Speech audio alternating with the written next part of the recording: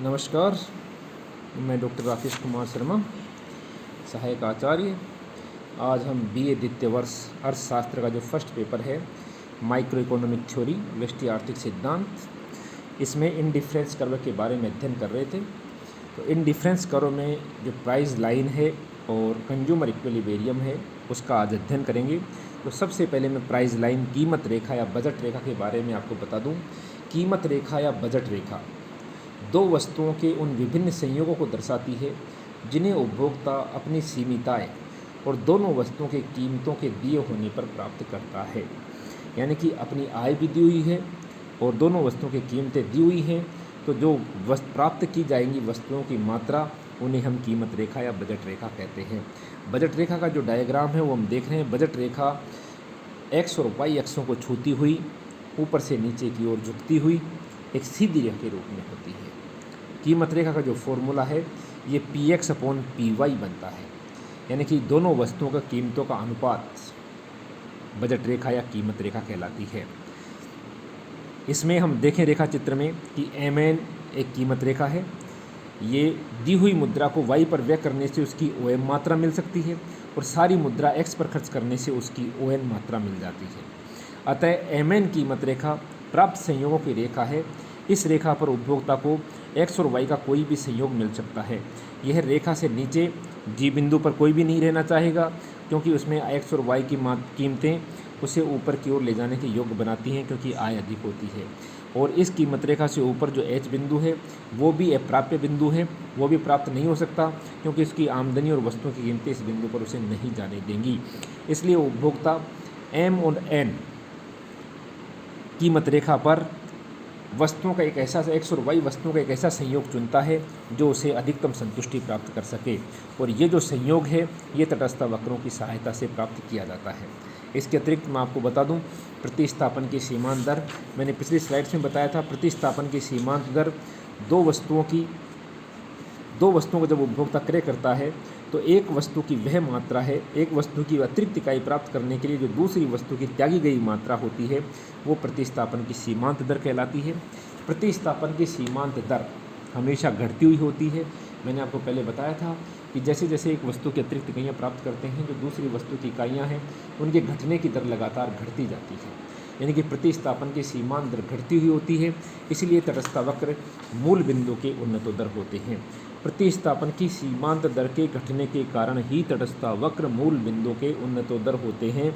ये बात याद रखना, हमेशा एग्जाम में ऑब्जेक्टिव टाइप क्वेश्चनों में आ जाती है कि तटस्थ वक्र मूल बिंदु के उन्नतोत्तर क्यों होते हैं, क्योंकि प्रतिस्थापन की सीमांत दर घटती हुई होती है।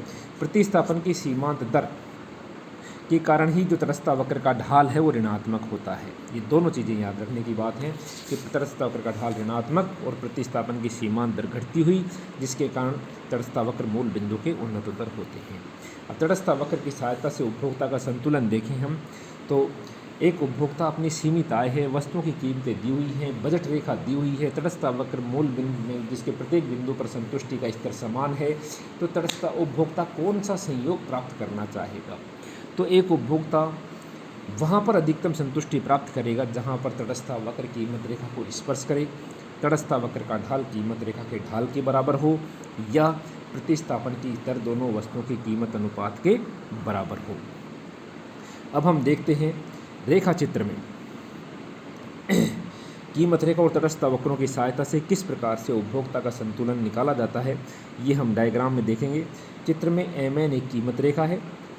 OM दूरी पर आय में वस्तुओं की कीमत का भाग देने से प्राप्त हुई है, अतः 1/py के बराबर है। यानी कि ये जो दूरियां हैं ये 1/m जो है वो y की कीमत रेखा का अनुपात है, m 1/py। इसी प्रकार जो n बिंदु है वो 1/px, यानी कि जो दोनों वस्तुओं की कीमत अनुपात है px/py, वही कीमत रेखा का अनुपात है, कीमत रेखा का ढाल है।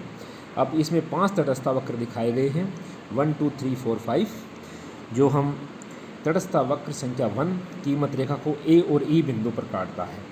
वक्र सेकंड इससे ऊपर B और D पर काटता है। इसके बाद उपभोक्ता तटस्थ वक्र सेकंड के बिंदुओं को तटस्थ वक्र फर्स्ट के बिंदुओं से ज़्यादा अच्छा समझेगा, क्योंकि वहाँ पर दोनों वस्तुओं की अधिक मात्राएं प्राप्त होती हैं। इसलिए तटस्थ उपभोक्ता फर्स्ट तटस्थ वक्र की बजाय सेकंड स्थिति में आना अधिक पसंद करेगा। इसी तर्क के इसके आधार पर जो तटस्थ वक्र थर्ड है वो सेकंड से अधिक अच्छा है। चित्र से स्पष्ट है कि उपभोक्ता तटस्थ वक्र 4 और 5 पर नहीं जा सकेगा, क्योंकि उस बिंदु पर पहुंचने के लिए उसकी आमदनी कम रह जाती है, क्योंकि यहाँ पर कीमत रेखा तटस्थ वक्र को स्पर्श ही नहीं करती। दोनों वस्तुएं कीमतें इतनी अधिक होती है कि तटस्थ वक्र के 4th और 5th के संयोगों को प्राप्त नहीं कर सकता। अतः बिंदु सी पर उपभोक्ता का संतुलन बिंदु है, जहाँ पर तटस्थ वक्र में कीमत रेखा को स्पर्श करता है।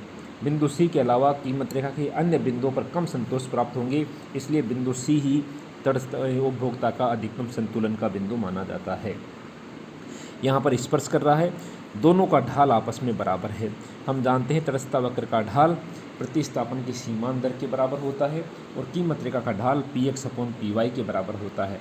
इसलिए यहाँ पर दोनों शर्तें प्राप्त हो जाती हैं। तटस्थ वक्र कीमत रेखा को स्पर्श करे, तटस्थ वक्र का ढाल कीमत रेखा के ढाल के बराबर हो और दोनों वस्तुओं के कीमत अनुपात आपस में बराबर हो। अब हम देखते हैं कि संतुलन के बिंदु सी पर y के लिए x के प्रतिस्थापन की सीमांत दर x व y वस्तु की कीमत अनुपात के बराबर होती है, यानी कि MRS XY है वो PX और PY के बराबर होती है। क्यों बिंदु C पर तटस्थ वक्र थर्ड पर है और साथ में कीमत रेखा MN भी है, अतः C बिंदु पर तटस्थ वक्र का ढाल MRX XY जो ढाल है वो प्रतिस्थापन की सीमांत दर वो स्पर्श रेखा के कीमत रेखा के ढाल के बराबर हो जाता है। तटस्थ वक्र के फर्स्ट के A बिंदु पर MRS XY हम यहाँ देखें कि तटस्थ वक्र के A बिंदु पर कीमत रेखा का ढाल तटस्थ वक्र का ढाल अधिक होता है, कीमत रेखा का ढाल कम होता है A और B बिंदुओं पर, जबकि D और E बिंदुओं पर कीमत रेखा का ढाल अधिक होता है, तटस्थ वक्र का ढाल कम होता है। इसलिए AB और DE बिंदुओं पर उपभोक्ता अधिकतम संतुष्टि प्राप्त नहीं करेगा, जबकि C बिंदु पर दोनों वस्तुओं के ढाल और कीमत अनुपात आपस में बराबर होते हैं, इसलिए C बिंदु पर उपभोक्ता अधिकतम संतुष्टि प्राप्त करेगा। इस प्रकार ये उपभोक्ता के संतुष्टि का स्तर है, जहाँ पर तटस्थ वक्र कीमत रेखा को स्पर्श करे या तटस्थ वक्र का ढाल कीमत रेखा के ढाल के बराबर हो या दोनों वस्तुओं का जो प्रतिस्थापन की सीमांत दर है वो दोनों वस्तुओं की कीमत अनुपात के बराबर हो, वहाँ पर उपभोक्ता को अधिकतम संतुष्टि प्राप्त होती है। इस प्रकार मैं एक बार फिर से रिवीजन करा दूँ कि हमने जो पिछले 2 स्लाइड्सों में पढ़ा वो तटस्थ वक्र और उपभोक्ता के संतुलन के बारे में पढ़ा। तटस्थ वक्र ऐसा वक्र जिसके प्रत्येक बिंदु पर संतुष्टि का स्तर समान रहता है। उसके बाद तटस्थ वक्र की विशेषताएं, तटस्थ वक्र बाएं से दाएं नीचे की ओर झुके होते हैं, तटस्थ वक्र मूल बिंदु के उन्नतोत्तर होते हैं, 2 तटस्थ वक्र कभी भी एक दूसरे को नहीं काटते हैं और ऊंचा तटस्थ वक्र अधिकतम संतुष्टि प्रदान करता है। उसके बाद हमने प्रतिस्थापन की सीमांत दर के बारे में पढ़ा। प्रतिस्थापन की सीमांत दर वह दर होती है जहां एक वस्तु की अतिरिक्त इकाई प्राप्त करने के लिए दूसरी वस्तु की त्यागी गई मात्रा के बराबर होती है। प्रतिस्थापन की सीमांत दर MUX/MUY दोनों वस्तुओं की सीमांत उपयोगिताओं के अनुपात के बराबर भी होती है और प्रतिस्थापन की सीमांत दर ही हमेशा घटती हुई होती है, इसलिए तटस्थ वक्र मूल बिंदु के उन्नतोत्तर होते हैं। उसके बाद हमने कीमत रेखा के बारे में पढ़ा। कीमत रेखा के बारे में दोनों वस्तु उपभोक्ता अपनी दी हुई आय और दोनों वस्तुओं की कीमत के दिए होने पर उपभोक्ता जो वस्तुओं का संयोग प्राप्त करता है उसे कीमत रेखा कहते हैं। कीमत रेखा का ढाल भी ऊपर से बाएं से दाएं नीचे की ओर एक सीधी रेखा के रूप में होता है और इसका जो ढाल है दोनों वस्तुओं की कीमत अनुपात को दर्शाता है। उसके बाद हमने उपभोक्ता के संतुलन के बारे में पढ़ा। उपभोक्ता का संतुलन वहाँ प्राप्त होता है जहाँ पर तटस्थ वक्र कीमत रेखा को स्पर्श करे या तटस्थ वक्र का ढाल कीमत रेखा के ढाल के बराबर हो या दोनों वस्तु प्रतिस्थापन की सीमांत दर दोनों वस्तुओं की कीमत अनुपात के बराबर हो। हमेशा एक उपभोक्ता वहीं पर अधिकतम संतुष्टि प्राप्त करेगा जहां तटस्थ वक्र कीमत रेखा को स्पर्श करता है। जहां पर तटस्थ वक्र कीमत रेखा को काटता है वहां पर उपभोक्ता के संतुष्टि का स्तर अधिकतम नहीं होता है। इसका कारण यह है कि काटने की स्थिति में जहां पर तटस्थ वक्र कीमत रेखा को काटे वहां पर दोनों वक्रों के ढाल आपस में बराबर नहीं होता है। ऊपर की स्थिति में तटस्थ वक्र के ढलान अधिक होते हैं जबकि नीचे की स्थिति में कीमत रेखा के ढलान अधिक होते हैं। ये रेखा चित्र से हमने समझा। ए और बी बिंदुओं पर तटस्थ वक्र के ढलान अधिक हैं, डी और ई बिंदुओं पर कीमत रेखा का ढलान अधिक है, जबकि सी बिंदु पर दोनों वक्रों के ढलान बराबर हैं। इसलिए सी बिंदु पर उपभोक्ता को अधिकतम संतुष्टि प्राप्त होती है। इस प्रकार तटस्थता वक्र और कीमत रेखा की सहायता से या बजट रेखा की सहायता से उपभोक्ता के अधिकतम संतुष्टि के स्तर को हमने प्राप्त किया। इसके बाद नेक्स्ट स्लाइड्स में इनके प्रभावों का अध्ययन करेंगे। बहुत बहुत धन्यवाद।